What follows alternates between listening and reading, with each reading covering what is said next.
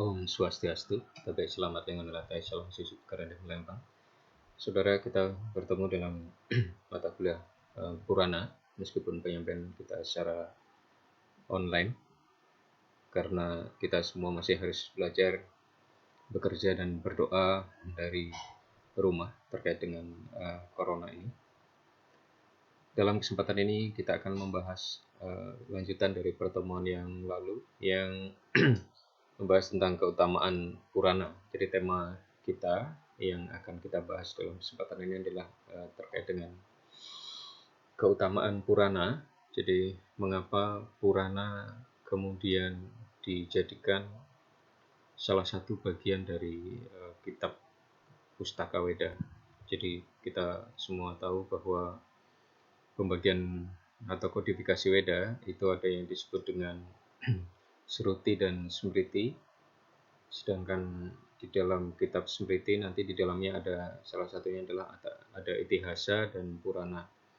Nah, Itihasa dan Purana ini sebagaimana sudah kita ketahui kemarin, Purana berasal dari kata Pura yang artinya masa lampau atau ancient atau old atau pada masa yang lalu. Kemudian Ana ada juga yang menyebutkan beberapa ahli dalam sarjana Hindu menyebut Ana berarti baru. Jadi Purana itu artinya kisah-kisah pada masa yang lalu, masa lampau. Namun dalam kisah-kisah masa lampau itu selalu terdapat hal-hal yang dianggap baru, dianggap nilai-nilai yang selalu baru, nilai-nilai makna yang selalu baru, yang selalu relevan dengan zaman kapanpun. Jadi kisah-kisah di masa yang lalu, tetapi di dalam kisah masa yang lalu itu dianggap sebagai ajaran-ajaran yang selalu relevan, selalu ada yang baru yang bisa dipelajari, bisa dimaknai, bisa diteladani oleh orang-orang di masa sekarang. Itu salah satu pendapat yang mengatakan makna penting dari Purana. Nah, di sini saudara, sekali lagi kita bisa melihat bagaimana Purana itu mempengaruhi segala aspek kehidupan masyarakat, khususnya bukan hanya di India, termasuk yang bisa kita lihat di sini. Kalau kita bepergian ke Thailand misalnya, di negara yang sekarang sebenarnya mayoritas beragama Buddha ya di Thailand, tetapi di Bandara Suwarna Bhumi kita bisa melihat ada sebuah diorama yang menunjukkan seperti ini ya. Inilah yang seperti kita bahas dalam pertemuan sebelumnya, bahwa ada yang disebut dengan Samudra Mantana atau Sagar Mantan, yang berarti adalah pengocokan atau pengadukan lautan susu yang tujuannya adalah untuk mendapatkan amrita ya. Amrita itulah yang diperebutkan oleh para dewa, para raksasa, supaya tujuan akhirnya adalah mendapatkan kehidupan yang kekal. Nah, di sini kita bisa melihat bahwa ilustrasi atau diorama yang ditampilkan di Bandara Suwarna Bhumi di Bangkok, Thailand ini menunjukkan bahwa pengaruh Purana itu sedemikian merakyat, sedemikian merasuki dalam kehidupan masyarakat awam jika dibandingkan dengan ajaran-ajaran yang kitab-kitab Weda yang lain misalnya. Nah, keutamaan kitab-kitab Purana, sebagaimana sudah kita bahas sebelumnya, kitab Purana memaparkan secara lebih lengkap keutamaan dan keagungan masing-masing dari Istadewata, kemudian bagaimana tata cara pemujaan, dan manfaat yang diperoleh baik secara material maupun spiritual, serta cara mendekatkan diri kepada Istadewata tersebut. Inilah salah satu yang ilustrasi yang sering kita diskusikan sebelumnya, bahwa di sini digambarkan tadi yang ada di Bandara Suwarna Bhumi di Bangkok itu sebenarnya mengilustrasikan ini. Ya, ada kegiatan yang dilakukan oleh para dewa, para raksasa, yang itu sekali lagi diceritakan dalam kitab-kitab Purana, yang tujuannya tidak lain adalah untuk sekali lagi mendapatkan amrita. Nah, Amrita itu bentuknya diyakini dalam bentuk air ya, karena itu dalam bentuk tirta amrita.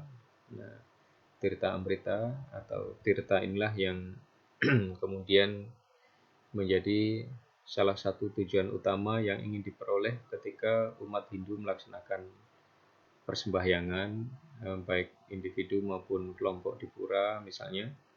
Pada saat akhir persembahyangan yang ingin kita cari sebenarnya adalah tirta amrita. Nah, tirta amrita itu didapatkan eh,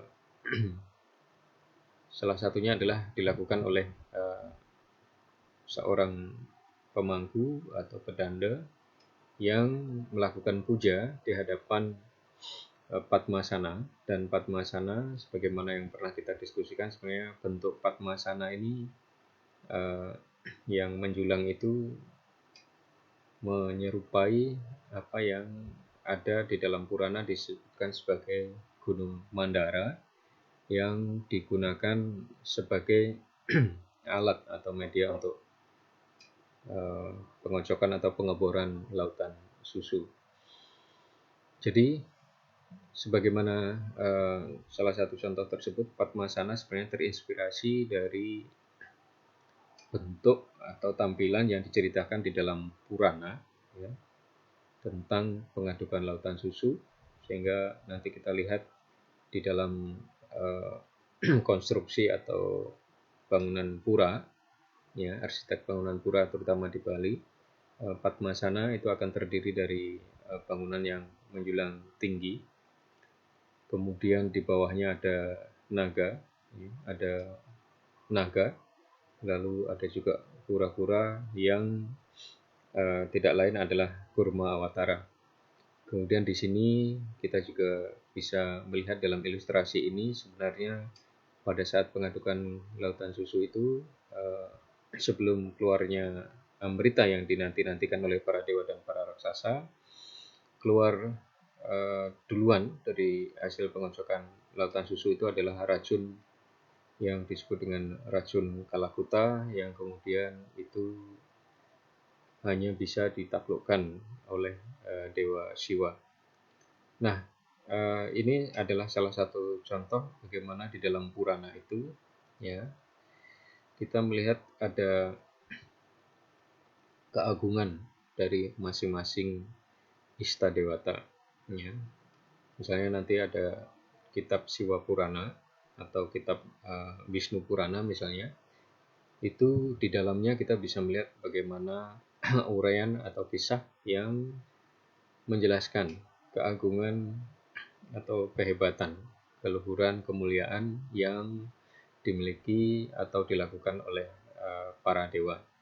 Misalnya dalam ilustrasi ini kita bisa melihat bahwa untuk menyelamatkan bumi, ya, menyelamatkan alam semesta bahkan dari kegiatan pengadukan lautan susu yang dilakukan oleh para dewa dan para raksasa ini, misalnya Wisnu yang muncul sebagai kurma awatara, ya. Jadi dalam rangka menyelamatkan alam semesta akibat goncangan dari proses pengeboran ya lautan susu, seperti proses Pertamina ya. Sekarang Pertamina melakukan pengeboran minyak. Nah, Wisnu misalnya muncul dalam wujud sebagai kurma awatara. Nah, di sana dalam proses itu juga muncul Dewa Siwa yang kemudian mampu menyelamatkan alam semesta juga dengan cara apa? Meminum racun yang sebenarnya kalau tidak diselamatkan oleh Dewa Siwa, itu seluruh alam semesta ini akan musnah. Itulah salah satu gambaran bagaimana Purana-Purana dikatakan memaparkan secara lebih lengkap keutamaan dan keagungan masing-masing Istadewata. Kemudian juga di sana diuraikan bagaimana tata cara pemujaan. Misalnya kalau seseorang ingin mendekatkan kepada Wisnu, kepada Laksmi misalnya, kepada Dewa Siwa, itu diuraikan di dalam kitab-kitab Purana tersebut. Itu juga apa yang diperoleh manfaat dengan melakukan pemujaan kepada masing-masing Istadewata itu sebenarnya landasannya itu diuraikan dalam kitab-kitab Purana tersebut. Nah, saudara, salah satu ciri Purana itu adalah kisah, ya, kisah atau cerita yang menggambarkan bagaimana sejarah terjadi pada masa yang lalu.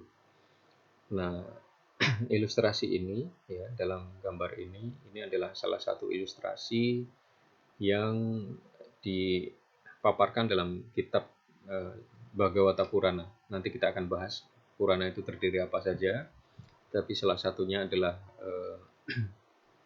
namanya Bhagavata Purana. Ya, Bhagavata Purana ini cukup populer karena kata Bhagavata ini ada kaitannya dengan nanti Bhagawan dan Bhagavat. Ya, kita tahu ada Bhagavata Purana, ini kaitannya dengan Bhagavat Gita, dan di dalam Bhagavad Gita itu ada kata Bhagawan. Jadi ada kata Bhagawan, kemudian ada Bhagavad Gita. Bhagavad Gita diterjemahkan sebagai nyanyian atau kidung Tuhan.